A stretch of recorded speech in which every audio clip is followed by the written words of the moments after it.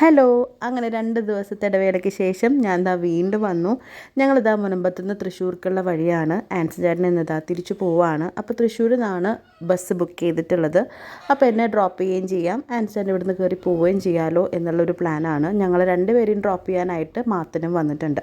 അപ്പോൾ വരുന്ന വഴിക്കേ പറഞ്ഞു തട്ടുകടയിൽ നിന്ന് എന്തെങ്കിലും കഴിക്കാം എന്നുള്ളൊരു പ്ലാനിലാണ് ഇറങ്ങിയിട്ടുണ്ടായിരുന്നത്. അപ്പോൾ ഞാൻ പറഞ്ഞു മോഹനേട്ടൻ്റെ തട്ടുകടയിൽ പോകാമെന്ന് പറഞ്ഞ് തട്ടുകട നോക്കി വന്നപ്പോഴാണ് നമ്മുടെ മോഹനേട്ടൻ്റെ തട്ടുകടയൊക്കെ ഇപ്പോൾ ഇങ്ങനെയായിട്ടോ. നല്ല രസമായിട്ട് ഫുൾ സെറ്റിങ്സും ടേബിളൊക്കെ ആയിട്ട് നല്ല അടിപൊളിയാക്കി വെച്ചിട്ടുണ്ട്. പക്ഷെ ഭക്ഷണത്തിൻ്റെ രുചിക്കൊന്നും ഒരു മാറ്റമില്ല. പണ്ടത്തെ ആ ഒരു തട്ട് രുചി തന്നെ ഉണ്ട്. ആൻസി ചേട്ടൻ ആദ്യമായിട്ടാണ് ഇങ്ങോട്ട് വരുന്നത്, മാത്തനും ഫസ്റ്റ് ടൈമാണ്. അപ്പോൾ അതുകൊണ്ട് തന്നെ ഞാൻ വണ്ടിയിൽ വരുമ്പോഴേ ഇതിനെക്കുറിച്ച് ഭയങ്കര ഹൈപ്പായിട്ട് പറഞ്ഞു കൊടുത്തിട്ടുണ്ടായിരുന്നു. അപ്പോൾ എനിക്കൊരു ഡൗട്ടായിരുന്നു, ഇനിയിപ്പോൾ ഞാൻ ഇത്രയും പറഞ്ഞിട്ട് ഇവർക്ക് ഇവിടെ വരുമ്പോൾ ഇഷ്ടമാവാണ്ടിരിക്കുമോ. പക്ഷെ ഇവർക്ക് എല്ലാതും ഭയങ്കര ഇഷ്ടമായി കേട്ടോ. ഇത്രയും സാധനങ്ങളാണ് ഞങ്ങൾ ഓർഡർ ചെയ്തത്. മാത്തൻ കൊള്ളിയും പോർക്കും ഓർഡർ ചെയ്തു.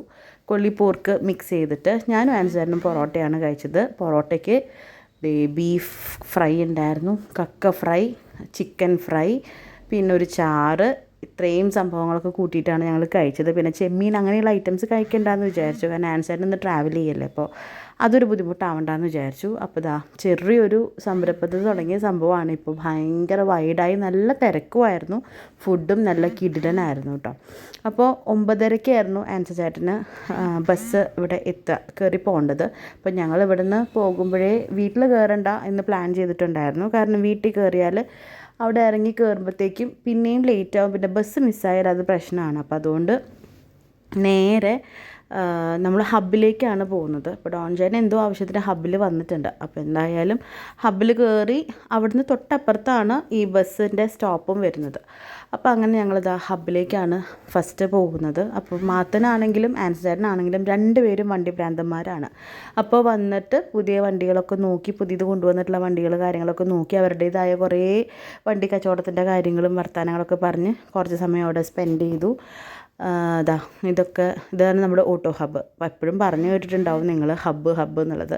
ഇതാണ് ഹബ്ബ്. അപ്പം മാത്തനാണെങ്കിലും ഭയങ്കര ഇൻട്രസ്റ്റാണ് ഈ വണ്ടി കാര്യങ്ങൾ ഇതൊക്കെ ചോദിച്ചറിയാനും. അപ്പോൾ അവരുടേതായ കുറേ കാര്യങ്ങൾ ഇങ്ങനെ പറഞ്ഞുകൊണ്ടിരിക്കുകയാണ്. അപ്പോഴാണ് അപ്പുറത്ത് ഹോണ്ടയുടെ ഷോറൂമാണ്. അപ്പോൾ അവിടെയും പുതിയ വണ്ടികൾ ഇങ്ങനെ ലോറിയിൽ നിന്ന് അൺലോഡ് ചെയ്തുകൊണ്ടിരിക്കുകയായിരുന്നു. അപ്പോൾ അതും പോയി കണ്ട് പുത്തൻ വണ്ടിയാണ്.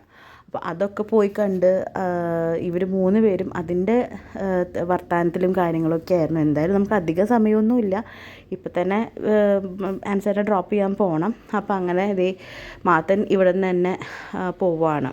മാത്തൻ എന്തോ ഒരു അത്യാവശ്യ കോൾ വന്നിട്ട് മാത്തൻ്റെ പോവുകയാണ്. അത് കഴിഞ്ഞിട്ട് ഞങ്ങൾ ഡോൺജേൻ്റെ വണ്ടിയിലേക്ക് മാറി കയറി ആൻസൺ ചേട്ടനെ ബസ്സിൻ്റെ സ്റ്റോപ്പിലേക്ക് കൊണ്ടാക്കാം എന്നാണ്. ഇതാ ഞാൻ പറഞ്ഞത്, ഹോണ്ടയുടെ ഷോറൂമിൻ്റെ അപ്പുറത്തുനിന്ന് പുതിയ വണ്ടി അവർ അൺലോഡ് ചെയ്തുകൊണ്ടിരിക്കുമായിരുന്നു കേട്ടോ. അപ്പോൾ അതും പോയിട്ട് അതിൻ്റെ ഡീറ്റെയിൽസും അതിൻ്റെ ഫീച്ചേഴ്സും ഒക്കെ ഉള്ള ഡിസ്കഷനാണ്. ഈ വണ്ടിപ്രാന്തന്മാർ കൂടി പിന്നെ ഇത് മാത്രമേ വർത്തമാനം പറയാനും ഉണ്ടാവുള്ളൂ. അങ്ങനെ മാത്രം ഞങ്ങൾ യാത്രയാക്കി ആൻസറിനെ ഡ്രോപ്പ് ചെയ്യാനായിട്ട് പൊയ്ക്കൊണ്ടിരിക്കുകയാണ്. അപ്പോൾ പാച്ചുവിനാണെങ്കിൽ അവൻ്റെ മനസ്സിൽ അവനും കൂടെ പോകുന്നുണ്ട് എന്നുള്ളൊരു ഇതിലാണ് കുട്ടിയിരിക്കുന്നത്. പക്ഷേ അവനോട് പറഞ്ഞു നമുക്ക് പിന്നെ പോവാം, പിന്നെ കുറച്ച് ദിവസം കഴിയുമ്പോൾ അപ്പോൾ വരും എന്നൊക്കെ പറഞ്ഞപ്പോൾ അവൻ ഓക്കെയായിരുന്നു. അങ്ങനെ ഈ ബസ്സിലാണ് പോകുന്നത് സൂര്യ. അപ്പോൾ യാത്രയൊക്കെ പറഞ്ഞ് ആൻസറിനെ ഞങ്ങൾ യാത്രയാക്കുകയാണ്. ഇനിയിപ്പോൾ ഞങ്ങൾ ഈ വണ്ടി കയറി നമ്മൾ വീട്ടിലേക്ക് ചെല്ലും. അപ്പോൾ ഉമ്മയൊക്കെ കൊടുത്തിട്ട് പോവുകയാണ്. ആൻസർ ചെറിയ കോൾഡൊക്കെ ഉണ്ട്, അപ്പോൾ അതുകൊണ്ട് ഹുഡീസൊക്കെ ഇട്ടിട്ടാണ് പോകുന്നത്.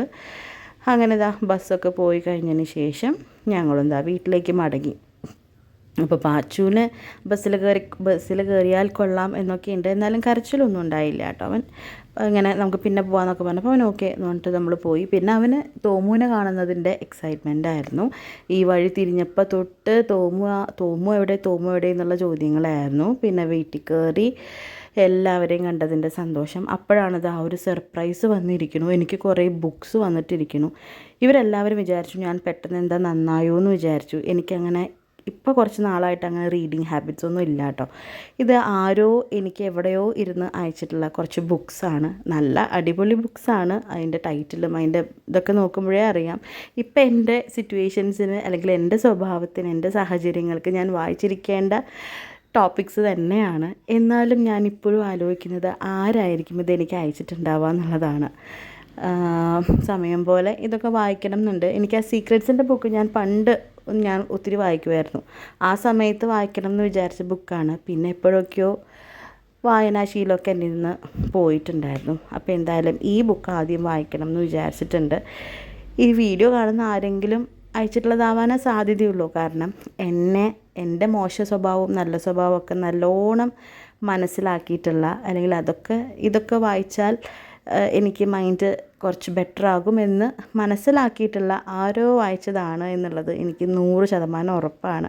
അപ്പോൾ ഈ വീഡിയോ കാണുന്ന ആരെങ്കിലുമാണ് അയച്ചത് എന്നുണ്ടെങ്കിൽ എനിക്ക് ജസ്റ്റ് ഒന്ന് മെസ്സേജ് ചെയ്തോളൂ, ഞങ്ങളാണ് ഇത് അയച്ചിട്ടുള്ളതെന്ന് കേട്ടോ. അപ്പോൾ എന്തായാലും നാളെ കാണാം. ബൈ.